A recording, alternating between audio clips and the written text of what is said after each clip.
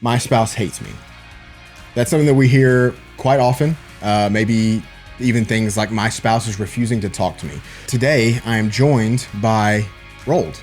Roald is a coach. He is over the coaching team, leads workshops. Roald does a lot of things here. So Roald, there's a lot of maybe misconceptions when it comes to hate. Can you kind of speak into some of that, what those misconceptions are when it comes to hearing things like "I hate you" from your spouse? Yeah, thanks, Jason. And it's always good to be here in the studio in person. I'm not doing this online, so it's pretty cool. Yeah. I think the first thing that always pops to mind when we hear "my spouse hates me," I think in our minds we go, "Oh, that's a really bad thing," which it is. But the way we like to reframe that is to think like, okay, hate is still an emotion. It's a negative emotion, but it's not necessarily the end of the world because we can still do some things to maybe turn that around. The real issue comes in when we start seeing things like indifference, which is actually the opposite of love. A lot of times people think that hate is the opposite of love. Yeah. But it's actually not. There's love, and then hate is a very negative emotion, but it's still an emotion towards you. Indifference is like, that's a different conversation entirely. But typically when we say like our spouse, or if we hear "my spouse hates me," while it's negative, there's still some very practical things that we can actually do to change that emotion from a very negative emotion to something more positive, something more that we can work with more and progress with. Does take time, but it's definitely something we can still work with. Yeah, for sure. Well, we have a couple questions that have been submitted by some of the listeners of Relationship Radio. So how about we dive in directly into these questions and then have you answer them? Sound good? Let's do it. All right. First question. My husband seems very angry at me and he won't even look me in the eyes anymore. He told me he no longer loves me and said that he even hates me. He is very cold with me and he never engages in any conversation with me. How do I live with a man who clearly hates me? It's a really good question. It's something I think, like you said, we hear all the time. Yeah.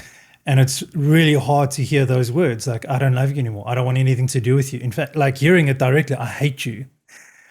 So to the person who asked that question, like we empathize with you. It's something we hear a lot. And it's always really difficult to hear those words. And so something that we would always do is kind of walk through a journey and walk through a path. Like, what got you guys to this point? What led your marriage to get to this point? What pushed your spouse away? Why is he potentially angry and so hurtful towards you? But as a kind of a general rule, something we look within, like the person asked, is how do I live with the person that hates me so much? Like, how do I carry on doing this day to day? Yeah. And so the first thought that comes to mind is really sometimes someone who wants out is potentially dreaming of a life with someone else or potentially chasing a dream that involves them not being with you. Now, part of that means like, hey, they've got this vision, this tunnel vision of this is the only thing that will make me happy is being out. Everything else and anyone else that stands in their way actually becomes an obstacle and potentially even becomes an enemy, which means that their behavior, their mindset is anti-you because you are now the obstacle standing in their way of them getting what they want. So a lot of times what we see is that spouse that is angry and says these hurtful things. It's not necessarily that you've done something wrong. It's just that that's where their mindset is so negative. And they perceive that this new life they're going to have or this life without you is going to be all cupcakes and rainbows, which most of the time it isn't. Yeah. But so a lot of what comes out of their mouth is just often to push you away and to get you to react and respond in a way that goes, "Oh, you see, this is exactly why I'm leaving." So we first got to understand that sometimes it's not just about what you've done. It could just be where they are at. And they will spew that on you. They'll push it on you just to try and push you away or justify them leaving.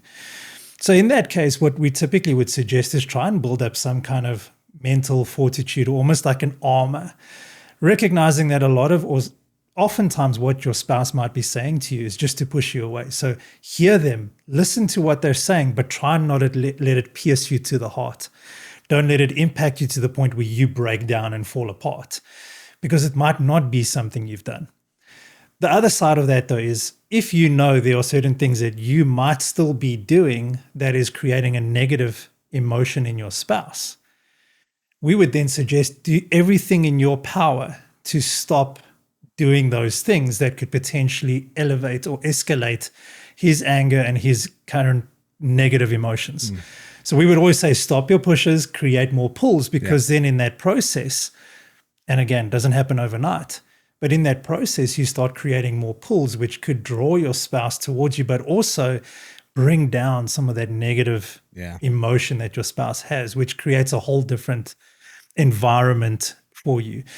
And so we've got a lot of toolkits about that. We've got even a hate, like why does my spouse hate me toolkit. But pushes and pulls are really going to be the dynamic that you want to focus on. Stop doing the things that evoke a negative emotion. Start doing things that create a positive emotion. But also, like the question I asked, like, how do I live with someone like this? I think perspective is a big thing, is understanding what your spouse is going through, why they might be saying the things that they're saying. You might not know all the facts, but understand it's not always your fault. Yeah.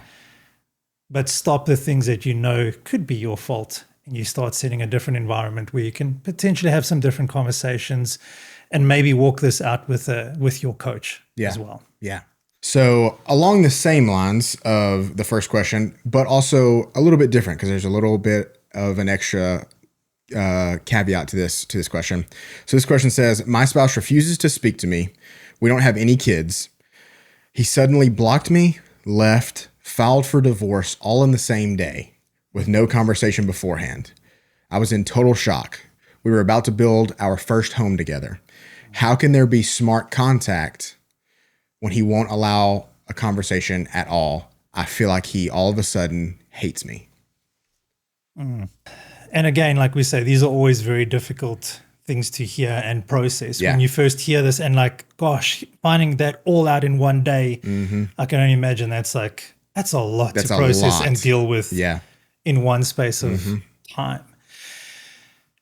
And so a lot of times folks will come to us and say, well, my spouse doesn't speak to me. They refuse to contact me, whether it's through text even, or they've completely blocked me on everything. Now, we understand, like, sometimes that means smart contact's difficult because now we're not able to communicate. But it doesn't mean that we stop practicing smart contact, because there's a lot of elements to that. Like the first part is the S, which is stop the pushes. Yeah. And those are all things that you can work on without your spouse communicating with you. It's like you take the ownership, you start working on yourself, become the best version of you, fix your communication, fix your side of things. Like one of our other coaches, and we've kind of adopted this term, is fix your side or clean up your side of the street. So a lot of this part, it seems very lonely and you might not see a lot of movement from your spouse, but there's a lot of things you can still do to make yourself better and to walk this journey in a stronger way. But often what we would suggest is, if there was ways, and if there was kids involved, I would ask the question, and I'm just hypothetically, this might be for a wider audience, but sometimes if we have kids involved, your spouse will still need to see the kids at some point. Yeah. Which means that you still do have some contact with that person. Yeah. It might not mean that it ends up in huge conversations, but it could be just, hey, at least there is an opportunity, firstly, for me to show off the work I've done on myself.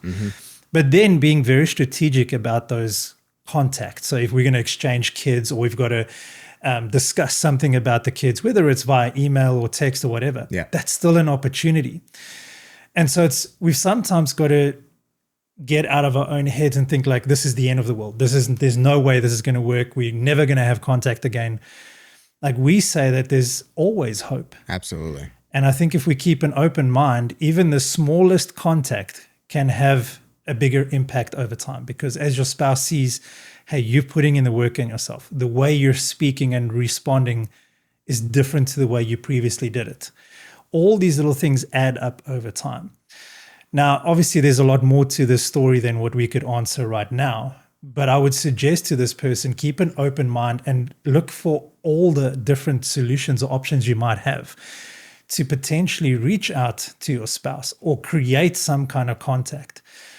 But in the meantime, you keep working on yourself You fix your side of the street. You get your life in order. Because no matter what happens, you're going to be influencing yourself, but you're also going to be influencing your kids, your wider environment.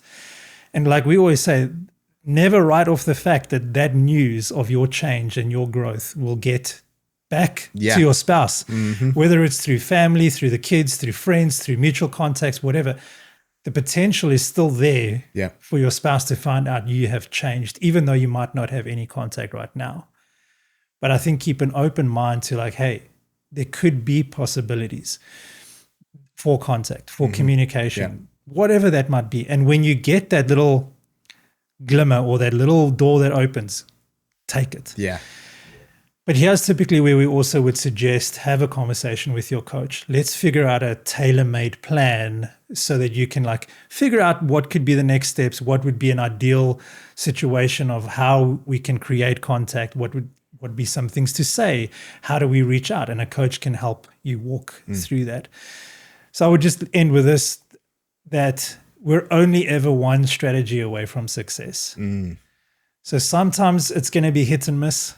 But a lot of times we learn from that. We go, okay, that didn't work. Great. We can create another plan. It's not failure. It's just feedback received. And we take that and we go, okay, you know what? We're only ever one strategy away from having good communication, from having that contact, from things working out in the end. And so it's a one day at a time thing. Can't rush it, but it starts with you. Find your validation from within and take it one day at a time. You keep working on you, and then hopefully that creates that environment where potential contact can happen. Yeah, absolutely. One of the things you said was to not discount the fact that you working on yourself would not ever get around back to your spouse. I think Dr. Joe has a story specifically that he shared on Relationship Radio, I believe before, about how a woman was separated from her husband. She worked on herself, was in some sort of like took some sort of like cooking class or painting class, did something around town. And one of the guy's friends was also in the class, saw this change that she was making in her life. It got back to her husband that she was separated from. They ended up rekindling, kind of getting back together enough to came to the workshop, and now we're able to save their marriage, all because she decided to work on herself, and it eventually got back around to her husband. So don't discount the fact that it could eventually come back to your spouse, even if there is no contact now. Yeah. I mean, I wish we could guarantee that will happen every time. But again, we hold on to the hope that things can absolutely still happen. We hear those kind of stories all the time. Yeah. So don't just shut off and like, oh, it will never happen. Never is a very big word, and never is a very long time. And there's always that possibility that things can change. And that's the hope we hold on to. It's the faith that things could still work out for the best. Yeah. One day at a time. But we start small, start with you, and let's see what happens. Yeah. Just do the next right thing. That's what we say. Yeah, absolutely. So speaking of the workshop, we offer a 3-day intensive workshop. We offer both in-person and online, and both for couples and for solo spouses as well. Roald is one of our facilitators. He does a great job. I actually got to see him lead a couple workshops in Kenya for the first time. So that was a really cool experience. But if you want to learn more about our 3-day intensive workshops, you can click the link below and find out more. We'll see you in the next episode.